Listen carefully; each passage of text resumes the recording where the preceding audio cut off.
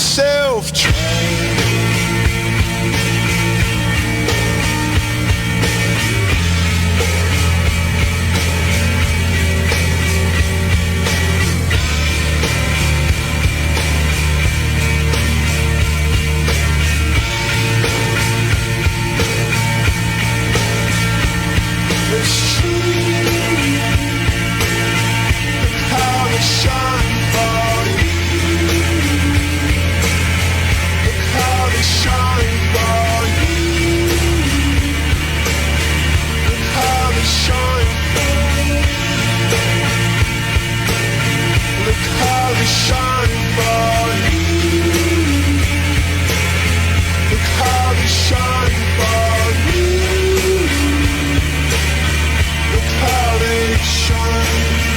Look at the stars, look how they shine for you, and all the things that you do. Alas 7:11 ng mapayapang maambon-ambon na kakonting ulan dito sa Patinay, Agusan del Sur, ang pagbabalik ng ating programang Kapaki-pakinabang, ang programang makabuluhan, ang programang kalinaw o kaimsog.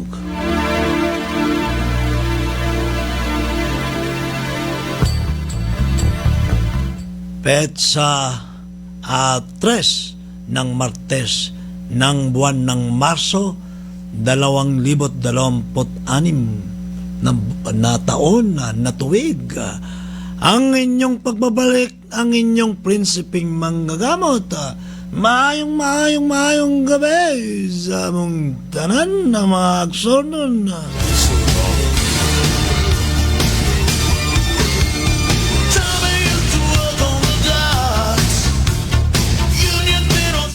Amigo, amiga, tayo po ay nagbabalik sa inyo dito sa ating programa na pinag-uusapan ay ang ating kalinaw, ang ating kapayapaan at ang ating kalusugan, ang ating kaimsog. Yan ay sakop ang lahat ng ating mga basic social services ay sakop itong programa natin. Kahit dito sa ating mga tatangkilikin na ngayon, no, ay dapat may parati tayong may matutunan.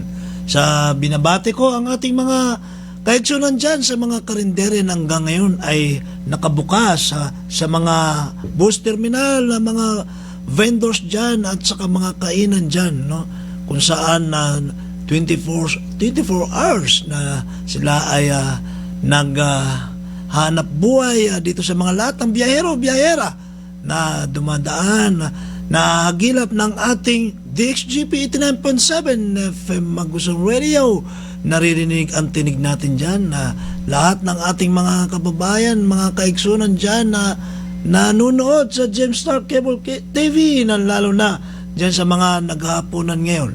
Naway ang ating mga bawat pamilya dito sa Agusan del Sur at saka kapit probinsya sa buong Caraga ay mayroon sapat na pagkain at wastong pagkain sa kanya-kanyang hapagkainan na naway magkakasama ang bawat membro ng ating pamilya sa ating nanonood dyan sa Gemstar Cable TV. Binabati namin kayo. Dito rin sa ating mga nagna-night shift na nagtatrabaho, sa mga security guards, sa lahat ng establishment at mga ospital, health center, mga district hospital, ang ating mga health provider ay nandyan, nagjo-duty yan, no? Magmula sa admin hanggang dyan sa medical, mga division, yan po ay 24 oras na nagsiservisyo sa ating mga kababayan.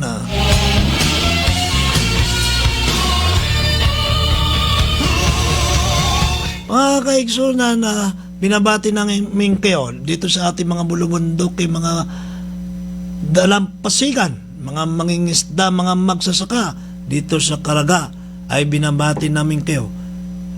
Lalong-lalo na karamihan sa inyo ay kung hindi naabot ang mga internet dyan, kasi nagla-live din tayo dito sa social media, ay inaabot ng ating 10,000 kilohertz ang ating impilan ng DXGP 89.7 FM Magusang Radio.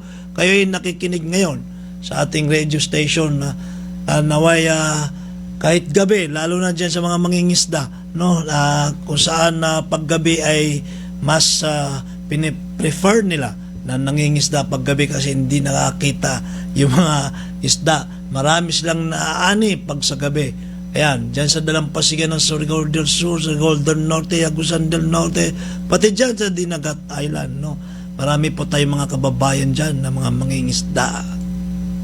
100 days have made me older since the last time that Dito sa mga karatig region natin, dito sa may Claveria, Gingog City, dyan sa Region 10 ay naririnig ang ating tinig. Pati dito sa Davao de Oro, Davao Region ay naabot ng ating 10,000 kilohertz.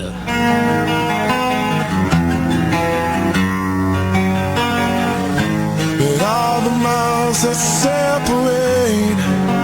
Pinabati natin ang ating liderato dito sa Agusan del Sur. Malapit na po ang palarong pambansa sa Mayo. Ang Agusan del Sur po ang mag-host. Buong Pilipinas ay pupunta rito sa aming lalawigan ng Agusan del Sur, the land of opportunities, the land of golden tara. Nandito rin kasi nakita yung ginto na golden tara, no, na mga iniwan na mga Hapones. And tonight it's only you and me. Sa palarong pambansa, pagkakataon na ng bawat Pilipino na bumisita sa aming lalawigan ng Agusan del Sur. Nabati ko ang ating energetic na paborito nating gobernador, no other than Governor Santiago Cani Jr., ang ating Vice Governor si Ate Patricia Borja Plaza, ang ating Congressman sa 1st District si Congressman Alfil Bascog, and of course ang veteranong liderato ng Agusan del Sur, 2nd District Congressman Edibong Plaza, sa lahat ng mga sanggunyang panlalawigan, mga board members, at dito sa lahat ng ating mayors, city mayor and municipal mayors dito sa San Francisco. Binabati natin ang ating mayorang napakagaling, na napakakalog, kalog na kalog, no? Approachable, mapagkumbabang Mayora Inday Mary Grace Paredes, bravo, at lahat ng ating mga municipal mayors. Binabati namin kayo. Dito sa ating kabisera ng Butuan City ay binabati rin natin ang Honorable Mayor Lawrence Fortuna. Yan, no, magaling yan, no? Talagang result-oriented yan ang ating mayor ng Butuan City, at lahat ng ating gobernador Pimentel, Gobernador Amante, Gobernador Barbers. Binabati natin ang inyong mga liderato. Naway pagpatuloy nyo ang inyong mga serbisyo sa publiko. Yun po yung good governance, hindi po yung bad governance. Pinagdadasal natin na hindi kayo masangkot dyan sa mga bad governance. Yan po ang ating mga politiko. Ipagpatuloy nyo yung tama, huwag nyong ipagpatuloy yung mali. Here without you, baby, but you're still with me in my dreams. And tonight, girl, it's only you and me. Nabati ko ating mga kapatid na mga kamusliman na ngayon po ay pang ilang araw na bang Ramadan ito? O tayo, pang ilang araw ng Ramadan? Siguro mga 12 na, I think, or 10, pang 10 Ramadan, no? So, binabati natin lahat ng ating mga kapwa Pilipinong Muslim, no? At sa iba't ibang tribo, mga balik Islam, basta isang Muslim yan, naway ang ating buwan ng pag-ayuno ng Ramadan ay magamit natin sa tama. Ito'y hindi tayo mag-ayuno para magpakasaya. Dapat magpaka banal tayo. Talagang papahirapan natin ang sarili natin sa pamamagitan sa bukod sa pag-aayuno, sa fasting, sa pagkain, tubig, ay yung mismong spiritual. Yan, magbasa tayo ng Quran, intindihin anong ibig sabihin ng Quran, magdasal tayo sa mga binigay na mga oportunidad na dasal, dyan sa mga ating gabing dasal. Yan, kayo mga kamusliman, no? Yung mga kalalakiang mga Muslim, dapat sundin nyo, i-practice nyo ang totoong relihiyon ng Islam. Yung relihiyong mapayapa, no? Relihiyong mapagkakatiwalaan ng ibang tao. Relihiyong na hindi hanap ay kaguluhan, kundi ang hanap ay kapayapaan. Lalo na sa ating mga kalalakiang mga Muslim, kayo po, you will lead your family. Kayo ang namumuno sa inyong mga pamilya. Talagang sikapin nyo na mabuhay kayo ng marangal. Ayan, responsibilidad nyo ang inyong mga pamilya, no, na ituwid ang inyong mga anak, protektahan ang inyong mga asawang babae or mga anak na babae na huwag malihis. So, ganun pa man, ganun din ang mga kababayang Muslim, no? Alam nyo, ito, address ko lang sa mga kababayang Muslim.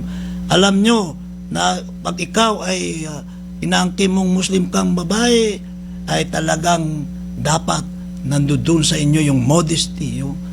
Yung modesty, mayroon po kayong hiya. Kailangan itago nyo yung inyong mapusok na nararamdaman, hindi yung very loud. As simple as hijab. Yung hijab po, yung tinatakip sa kumbong, no?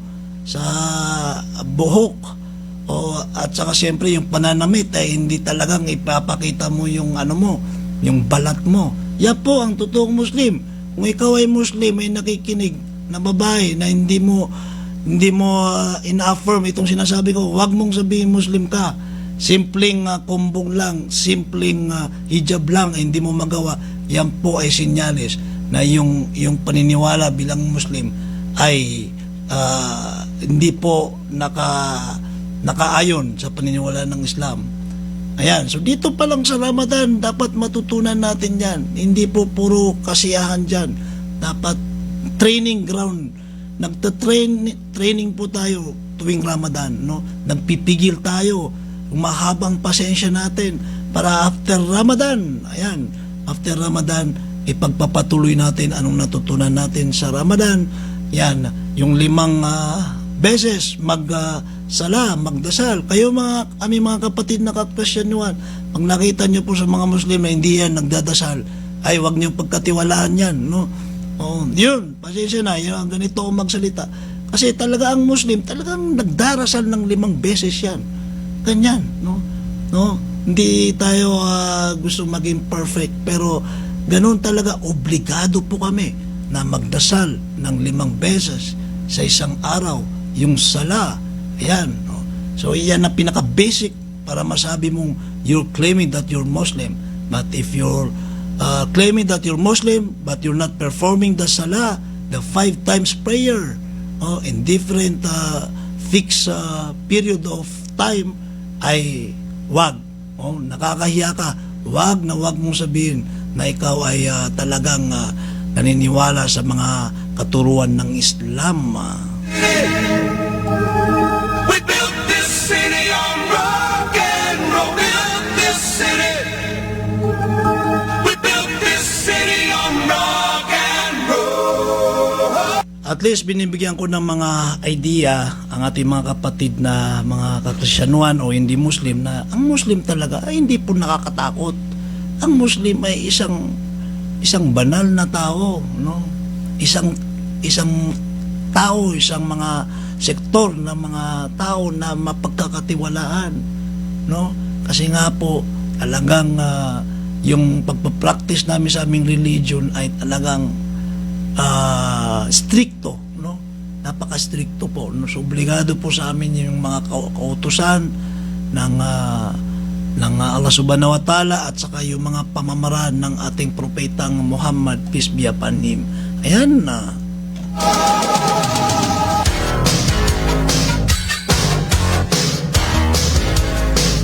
Naway may matutunan tayo dyan. Dito rin sa ating mga kapatid na kakristyanuhan na ito na ang ating Lenten week. Ayan, no?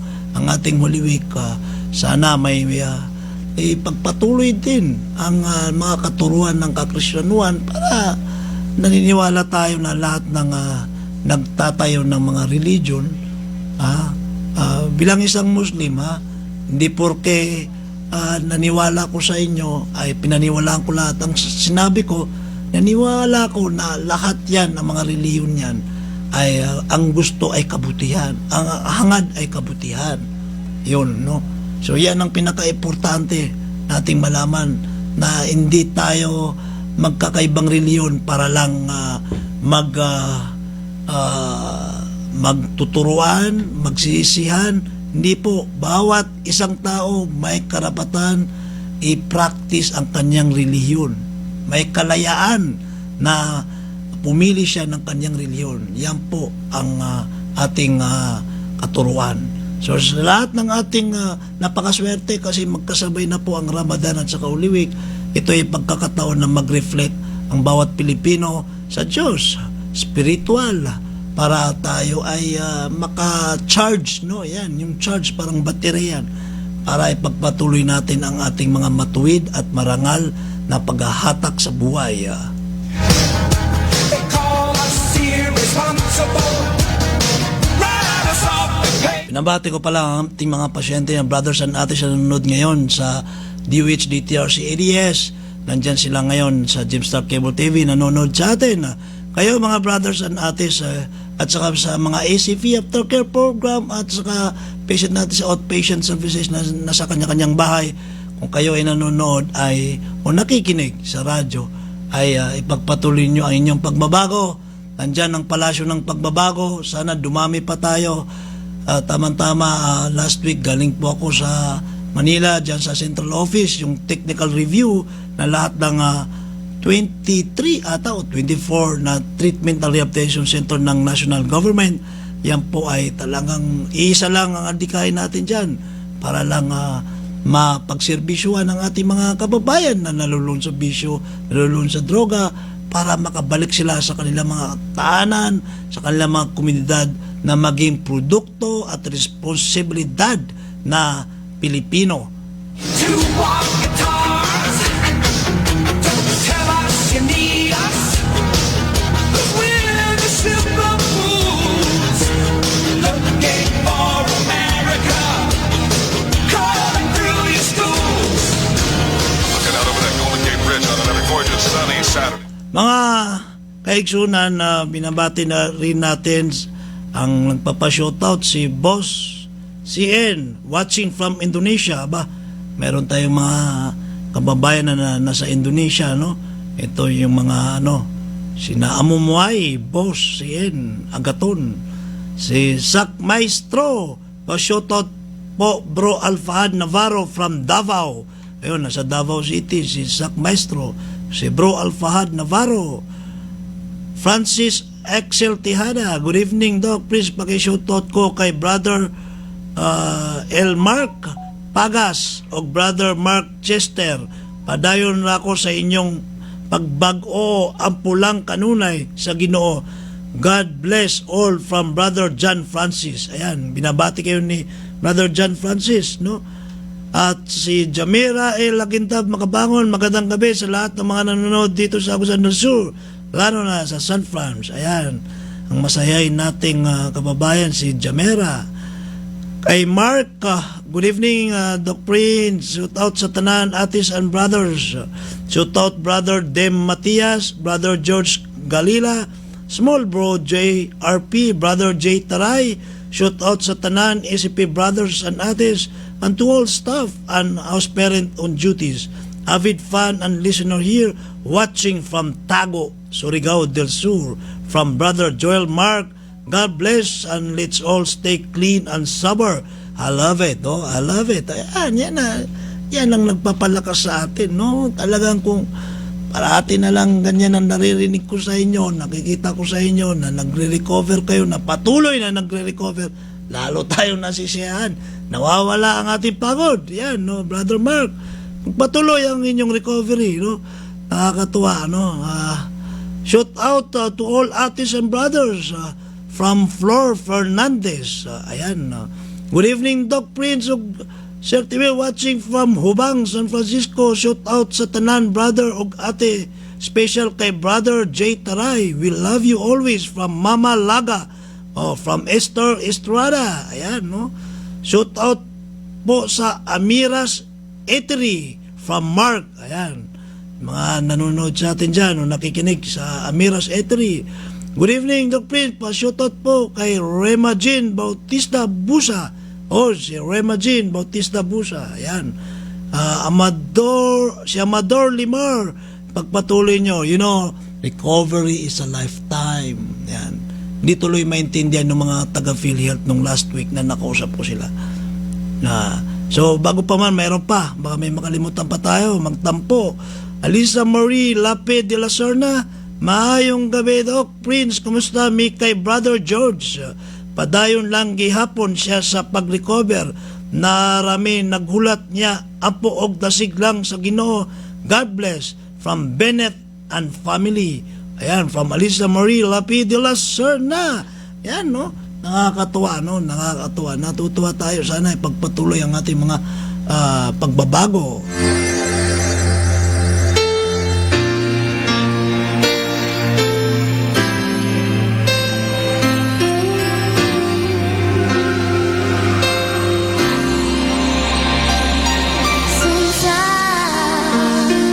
Alam niyo po, last week nasa technical review po ko, nakausap ko ang PhilHealth. Nandun lahat ng mga TRC, no, chief at saka yung mga kanya-kanyang admin, no, kasama.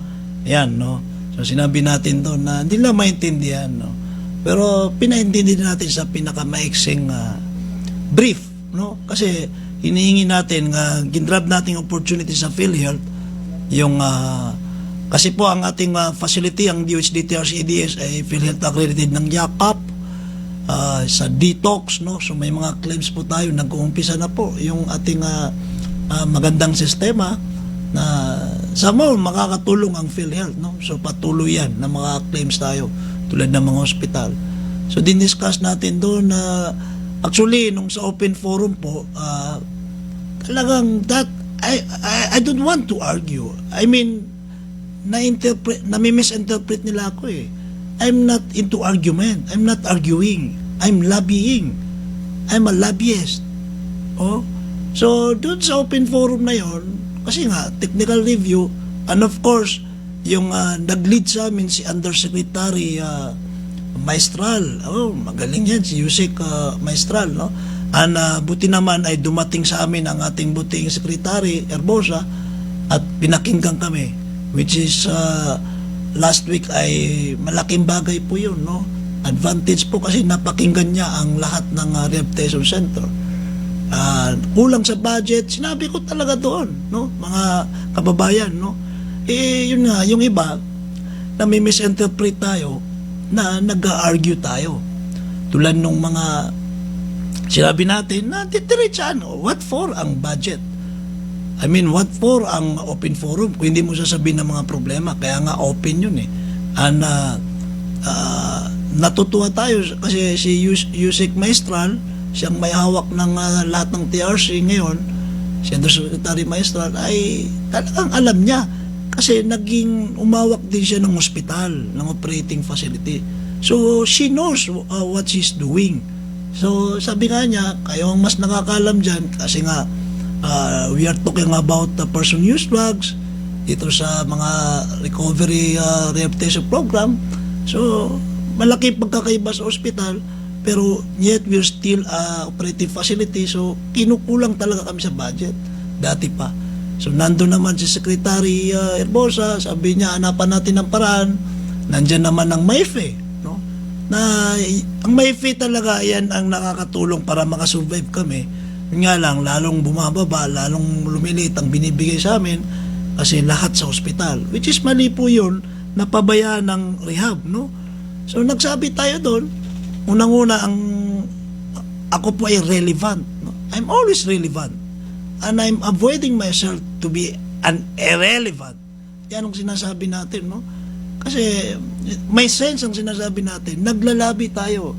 May lakas loob tayo maglabi kasi parang tayo yung anak ng humihingi ng pabor sa mga magulang o Halimbawa sa national, nandiyan si Secretary, siya ang ating magulang, tayong mga operating facility, ang mga anak na humihingi na ito po yung budget ang kailangan. Ganun yun.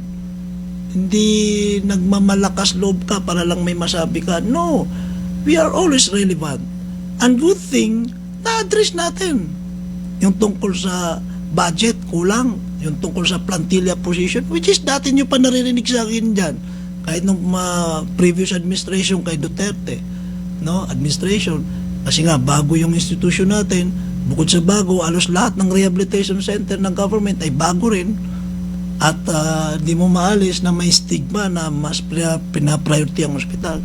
Well, it's alright. But for us, TRCs, it is our role to explain to them para makalabi tayo. Ayan. No, kung anong mga magkano ang ginagastos, nagmamalimos tayo, pag umihingi ng lalo na pag third quarter, ubos na yan. Tulad ng sinabi natin doon, no, na even sa mga staff, konti-konti talaga ang staff. Hindi pa na-meet yung standard na mga staffing, no. So it will affect the quality of the services. Though we are multitasking, pero wala tayong magawa doon kasi kailangan gawin mo. Kasi we cannot remain stagnant, or we cannot be yung tititig ka lang. Tama-tama, bago ako pumunta doon, yung exit audit conference namin, talaga relevant tayo. Sinabi ko doon, kasi anong gusto nyo? Yung budget ng MOE ng 26 million ay ipapaabot ko yan sa December. Pwede. Ang problema, baka 30 lang ang pasyente ko. Palabasin ko na lahat. Kasi para makaabot, 150 bed capacity tayo, wala namang budget. Pampasaw sa job order, pambayad ng kuryente, pambayad pa nga ng building insurance. Sinabi ko yan sa mga COA, pati nga doon sa open forum namin sa technical review, sinabi natin yan. No?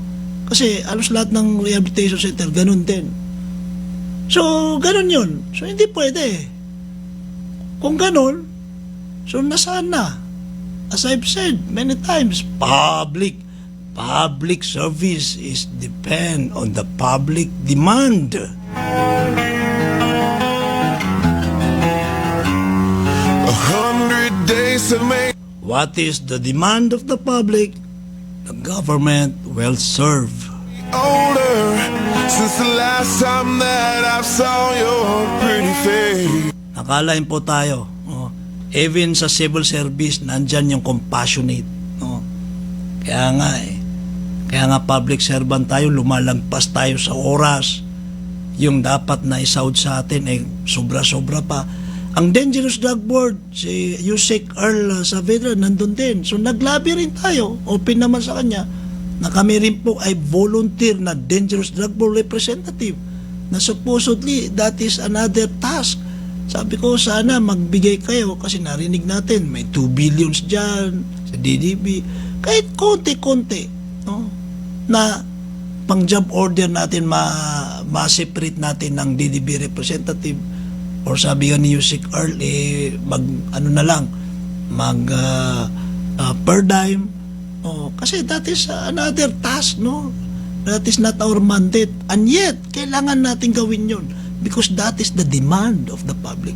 Kaya ang pagiging government employee, you're really a public servant. Huwag kang magbilang. Huwag kang magbilang o magturo-turo yan. O ililimit lang. Hindi pwede. You're a public servant. 1,000 lives have made me colder, and I don't. Yan ang importante, no, sa atin na kailangan, aside from being assertive, kailangan mag-extra effort tayo. Kasi kung susundin ko yan, kaya nga from end of second quarter, ubos na ang budget. Kung susundin natin yan, patay. 30 lang o 20 lang ay papasok natin. Papakainin natin yan. tayo, 150 bed capacity, sumusobra pa. Kaya nag-upgrade nga tayo eh. In fact, may approve na ng dormitory na building for the capacity to become an upgraded for 300 bed capacity. Alam niyo po ang demand ng mga adik sa labas. Ang daming adik sa labas. Kaya talaga marching order ko, intensive ang intervention ng aking mga staff. Gagalit na nga ako eh. Kasi gusto ko 6 months to 8 months. Kasi mas gustuhin ko sa loob ng isang taon, 2 ang makapasok ng pasyente. Ang problema, sabi nila, hindi pulido. Ginawa natin lahat eh. Mag-reinforce tayo paglabas sa aftercare program ng 18 months. Kasi hindi mo maano yan. Pag-addict talaga, ay kailangan natin pagtuunan, pagigpitan ng process. Pero mag-reinforce tayo doon. Paglabas aftercare program na 18 months, ngayon, kung mag-relapse yan, wala na tayong magagawa doon. Basta importante yung intervention natin, di tayo nagkulang. Alam ko nagiging nadidisappoint yung aking mga staff sa sobrang passionate sila. They've been passionate. Gusto nga lang ma-perfect eh. Yun din ang tinuro ko sa kanila. Pero at least, naibigyan natin lahat. Ngayon, may marching order. Last year, sinabi ko niyan. In fact, 2 years ago pa, ang marching order ko, kung po pwede, mas marami tayong maservisyohan kasi iba ang naproseso, nakatikim ng rehabilitation program kaysa walang-wala. Ayan. Tulad ng mga feedback sa atin, no? Na buti kung dati pa, yon mga 40 plus na yon, natapos na sa amin. Sana, dati pa, nung gumagamit siya, nung 20 anyos siya, ay nakatikim na ng rehabilitation program. Alam niyo yun? Kasi pag rehabilitation program, alam mo na yung gagawin mo. May tinuro sa'yo. Unless sarado talaga ang isip mo. Kasi ang gusto mo lang, lalo na sa mga mandatory at saka mga plea bargain, ay mawala ang kaso, ay patay tayo dyan. Paglabas mo, suyok ka ulit. Pero tinuro pa rin natin yan. Hindi tayo napapagod para ituro sa inyo anong dapat para magbago. I can look at this the same.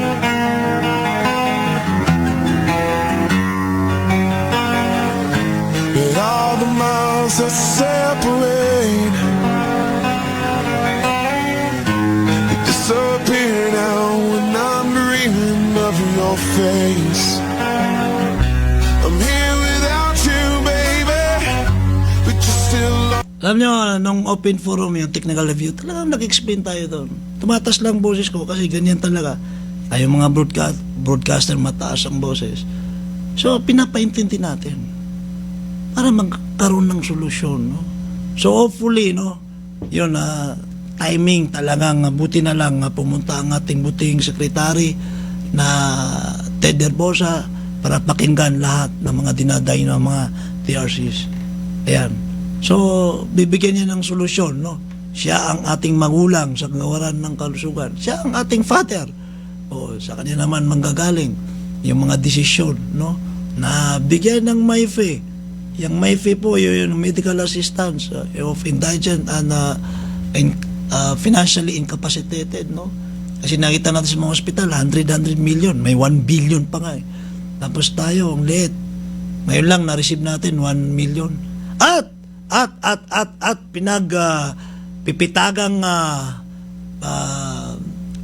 pinagmamalaki ko itong kasi speaking of MyFe funds, pinagmamalaki ko to, first time to, sabi ko nga senior ko sa mga TRCs para gayahin din tayo ang Congratulations! Wow! Congratulations! Wow! Congratulations! ang PCSO. Ayan, imagine, no? Ganyan tayo nagmamalimos para makakuha lang ng budget. And Ma'am Leslie, doon sa central office ng PCSO, sulatan ko rin ang ating general manager dyan sa PCSO, no? Na magiging PCSO assisted funds na tayo. Binigyan po kami ng 1.3 million. Yan, purely sa pagkain ng ating mga pasyente. Yan, no? Narinig tayo. Sinulatan natin, kinausap natin, dahil dito sa broadcasting, yan, binigyan tayo ng 1.3 million ng PCSO. Naglabi ako doon, alam naman natin ang nature ng PCSO, nature ng work nila, I mean, ang opisina nila. Sabi ko, somehow, meron din ako mga gambling addiction. So, alam ko yung being responsible gambling dyan sa PCSO. Pero kasi sila, may mga mga donation sila, medical, ito tama-tama sabi ko, sa drugs addiction, sa gambling addiction. Kaya natuloy, nakumbinsi ko sila na magpondo sa atin, no? So, binigyan na tayo ng 1.3 million, tapos pag nang-liquidate natin yan, bibigyan po tayo ulit. Ganyan po tayo naghahanap ng paraan para lang matustusan ang pangangailangan natin mga person use drugs. Kasi hindi pwedeng hindi ako mag-admit. Hindi pwedeng kung ano lang nandyan. Marami sa labas. The demand of the person who use drugs, the person's substance abuse sa ating mga kababayan na nalulun sa bisyo, ang dami po, no? Ang sa akin, approach ko ngayon, importante na ibigay ko sa inyo yung rehabilitation program, na-process kayo, kung sino mag-recommit dyan, bahala kayo, basta kukunin ko yung bago na naman na gusto kong iproseso. Di ba? I'm choosing the lesser devil. Ganun lang yun eh. Di ba? Ba't ko ubusin sa isang tao yung ilang beses nang nagre-relapse? Ay, doon ka na sa kulungan. Mas marami pang gustong magbago. Kaya hindi natin sasayangin, magmalimos, magpakumbaba, humingi ng mga pondo sa iba't ibang ahensya. Dito nga sa Butuan City, nag-counterpart sila na 2,000 per month. 2,000 malaki na sa amin yun. 2,000 per month dyan sa ating mga pasyente from Butuan City. My own mind, I think about you, baby, and I dream about you all the time. I'm here without you. Yan, nagpapasalamat ulit po tayo, no? Wow! Congratulations! Congratulations na PCSO, yan. Sana'y tuloy-tuloy na. Malaking tulong po yan sa ating mga pasyente sa pagkain nila yan, no? Ngayon po, every month, 1 million mahigit ang nagagastos sa natin. Alam niyo po ang ating mga pasyente, they are equally treated, Mayroon silang breakfast, merenda sa umaga, lunch, may merenda sa hapon, may dinner. Ayan po, 5 meals yan. Hindi pa nga namin nasusunod yung yung talagang 250 ba per meal?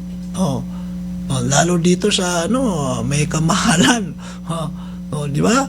So, do meron naman kaming garden, mga livestock, ayan, mga palaisdaan na nakakatulong din, no? So, ganyan dapat, no? Hindi pwedeng ilimit natin ng pasyente. Gagawa tayo na parang kasi naniniwala ko, umabot na ng 6 na taon ng ating rehabilitation center na yung formula natin ay ganun pa rin. Pag-start ng third quarter, ubos na, pero nakakagawa tayo ng paraan. Ayan, ito ang bago, PCSO, bago natin kakampihan, kakampi natin yan kasi nagbigay na sa atin ng pondo, and I'm hoping that patuloy-tuloy na yan. Ganun din, senior natin, kaya nga nagsasalita tayo senior natin yan sa ibang rehabilitation center, gayahin nyo kami para mabigyan din kayo dyan sa mga PCSO pondo. Baby, when you're still with me in my dreams, and tonight it's only you and me. Salaman Ramadan Mubarak, Doc Prince from TikTok, Medtech. Ay, si Maymay ito, si Maymay. Ramadan Mubarak from Julieto, Coquela Badilla Jr. Good evening po, Doc Prince og Sir Timil. Shout out po sa mga atis and brothers, lalo na kay Brother Jesnar. Always pray to God. Thank you. From Julieto Coquelo Balida Jr. Subaybay pa rin ako sa mga programa mo, Doc. From Rodel Sur Balicolon. Ayan, no? Ang ating mga nagpapa-shoutout na mga kababayan na naway may natutunan kayo sa ating mga pang-broadcasting.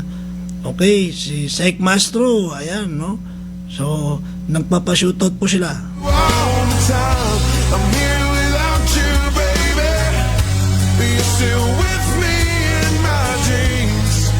Alam niyo mga kaigsunan na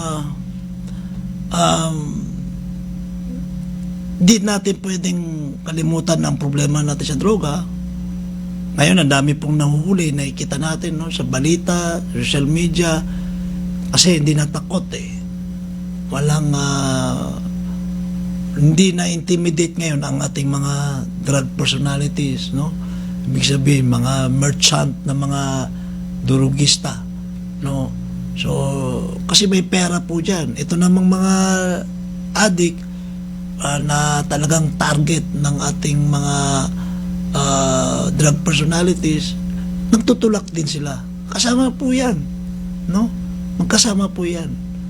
So, mahirap sabihin na ito ay phenomenon na pwede nang masolusyonan ng balang araw. Para sa akin, matagal to. Habang sa dulo ng mundo, sa dulo ng katapusan ng mundo, may addict pa rin. Siyempre, kung may addict, may pinanggagalingan, may nagtutulak, no? The substance, no? Meron po yan, no? So, kailangan mas lalo tayong maigpit, mas lalo tayong magtulungan para girahin itong droga, humanitarian, or yung mga law enforcement natin, ay tulungan din natin. Last week din ay do wala ako sa facilities ang PhilHealth, PDEA, no? Ang PDEA ang pumunta sa amin, nag-benchmark sa amin. Sabi ko, sige, pakita nyo ang ating mga programa. Kaso nasa Manila ko.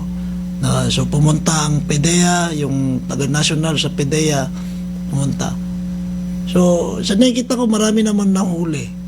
Pero naniniwala ko mas marami dyan na kumakalat ngayon. Kasi hindi sila na-intimidate eh. So, kahit sinong presidente, para sa akin, maliban lang kung tayo mismo, umpisa natin sa barangay, ay inayawan natin yung mga negosyo nila, o kaya itong mga nag-adik-adik. Kung tayo mismo, kahit sinong presidente, hindi ito masusolusyonan. Ang solusyon rito, sa barangay level, ikaw palang barangay chairman, kumilos ka. Huwag kang mangbingi-bingiyan, huwag kang magbulag-bulagan. Huwag kang sabihin mo natatakot ka. Ba't ka natatakot? Nagbarangay chairman ka pa naman. O chairwoman. Sabihin mo, may pwersa sila eh. One time may nakausap ako. May pwersa kasi mga yun eh. Anong pwersa? Ikaw barangay chairman eh. Kung sa tingin mo may pwersa, di magsumbong ka sa kapulisan. O, magsumbong ka kay mayor. O, ganun lang yun. Unless si mayor ay binibigyan niya ng protection. So, yun lang ang alam nating solusyon. From the barangay level, bawat pamilya dapat gwardyahan ang ang panggugwardya bukod sa physical ay palakasin ang intelligence. Ibig sabihin yung magmasid kayo, di ba? Tapos pag may nalaman kayo, sumbong nyo sa mga otoridad.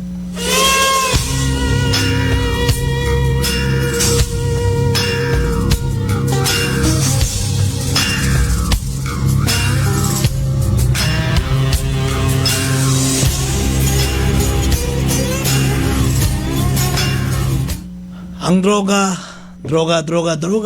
parating di yan mawawala, no? Lalo pag nagkakagulo ang isang bansa, lalong nabibigyan ng oportunidad sila. Ayaw nila kasi na stable or may stable security or lumalago ang ekonomiya. Kasi pag lumalago ang ekonomiya, ibig sabihin, okay, may peace and order, walang kriminalidad, sabihin, walang adik-adik. So, ang gusto nila kabaliktaran, magulo. Di ba? Paano namang magiging adik yung tao kung merong hanap buhay? Di ba? Paano magiging adik yung tao kung ito ay may sapat na hanap buhay? Di ba? Kasi nakita ko, dito sa ating mga pasyente, almost 90% and even more than 90% mga indigent eh. Mga lower class. So, Pantake mo, sila pa yung natatarget, no? Kasi nga, imagine, imbis na umangat sila, magkapera sila, gagastusin pa sa addiction ang kanilang pera. Ganyan kalala ang problema natin sa droga.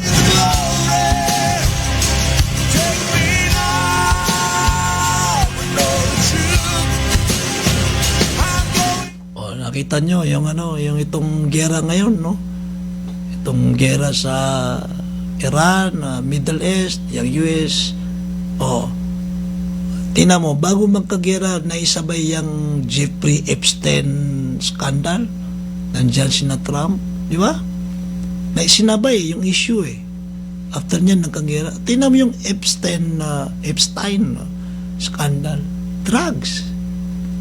May child abuse. Sexual or kung ano-anong malalaswa. Still drugs yan.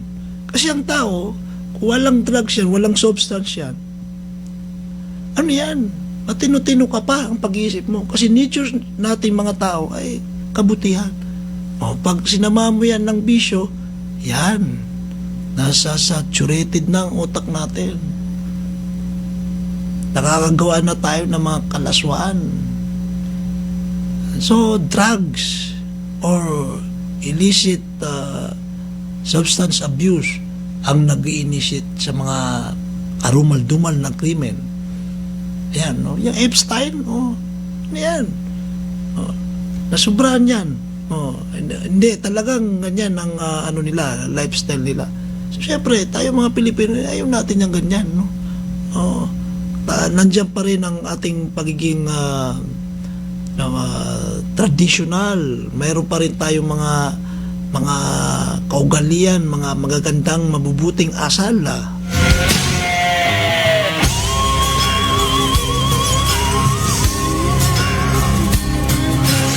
Nagkakagera.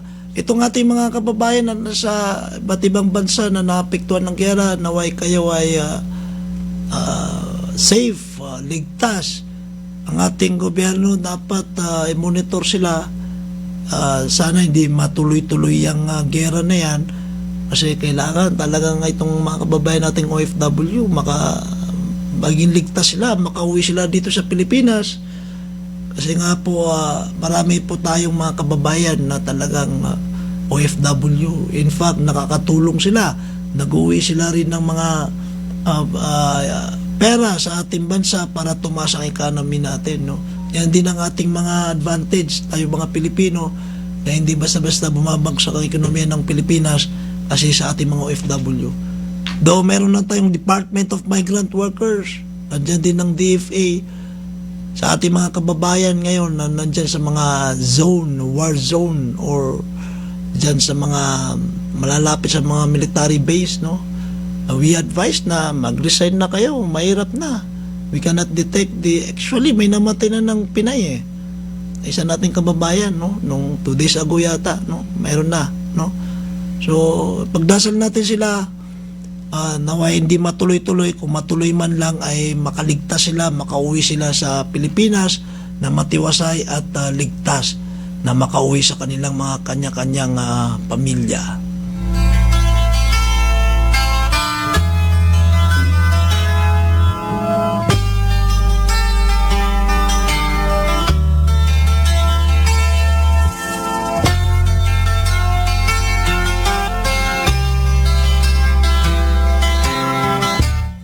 Shoutout tayo kay Nuwain Pandapatan sa Lamdok, watching from Marawi. Shoutout tayo kay Patoy Gardose Onarse Jr. Bro Patoy Onarse from Trento. Mayong gabi, Palasyo ng Pagbabago.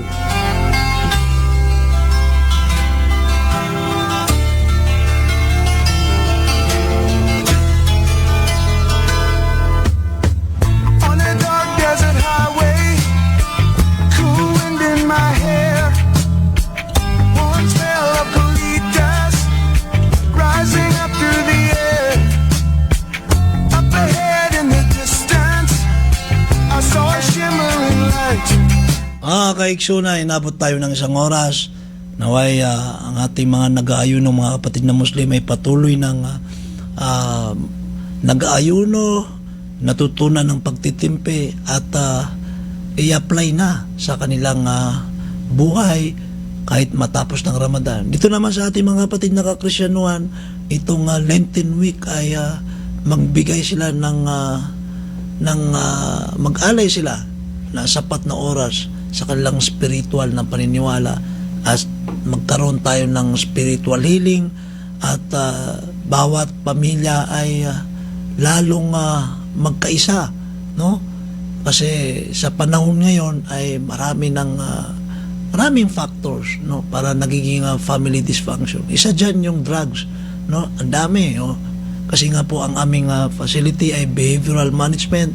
So nakita natin kung gaano kalala ang problema ngayon sa dami-dami nating mga pagsubok sa buhay. The pretty, pretty boys she calls friends. How they dance in the courtyard, sweet summer sweat. Muli, sa susunod ng ating panayam, sa susunod ng Martes, ng alas 7 hanggang alas 8 ng gabi, ang inyong prinsiping manggagamot, Dr. Melhamid C. Tumawis, Kalinaw, og Kaimsog. Wassalam, mayong gabi. They're calling from far away to wake you up in the middle of the night just to hear them say, welcome to the Hotel California. Such a lovely place, such a lovely place, such a lovely place. They're living it up at the Hotel California. What a nice surprise, what a nice surprise. With your alibis, mirrors on the ceiling, they pink champagne on ice. And she said, we are all just prisoners here of our own device. And in the master's chambers, they gathered for the feast. They stab it with their steely knives, but they just can't kill the beast. Last thing I remember, I was running for the door. I had to find the passage back to the place I was before. Relax, said the night man, we are programmed to receive. You can check out anytime you like, but you can never leave.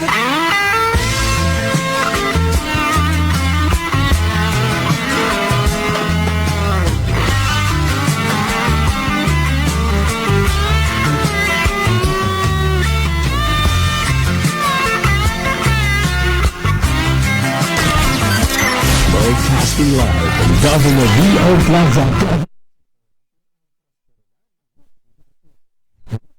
89.7 Agusan Radio FM, the broadcast radio station of the provincial government of Agusan del Sur. 89.7 Agusan Radio, a station that delivers relevant